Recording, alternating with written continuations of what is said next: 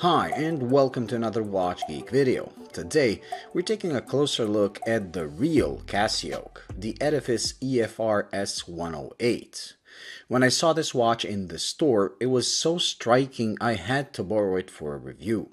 When I did the GA2100 AP Royal Oak conversion kit review, I thought it is the closest thing to a real Royal Oak when it comes to the look and feel. But to be honest, that thing was closer to the offshore models with its size and bulk. While this, although not as similar to the AP as that one was, is actually closer in spirit to the original. It is elegant, simple, and very thin, reminding me of the Royal Oak Jumbo, while still being original enough as not to be called an homage. In person and to the naked eye, this thing looks much more expensive than the $100 to $150 price would suggest, especially when you consider it comes with a sapphire crystal that most of the time disappears, giving you a clear look at the stunning dial with a vertical brush finish.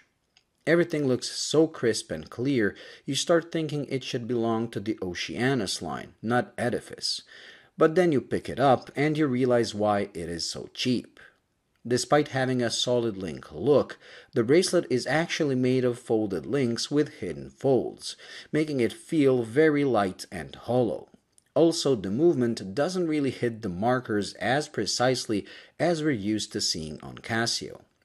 Maybe it is just down to this very example, but it is nowhere near the precision of the Casio Duro I also featured on the channel, which is a shame as the gold-colored seconds hand really pops and goes perfectly with the sapphire inscription.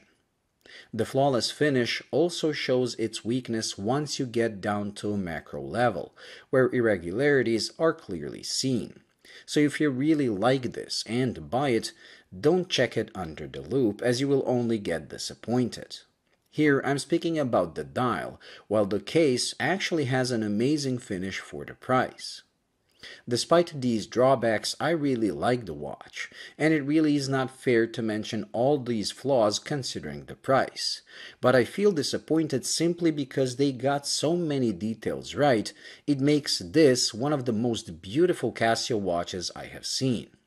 To me, it looks better than any of the Oceanus line models, and I wish Casio made a premium version of this, as I would gladly pay double or even triple the price of this for a better constructed and finished variant.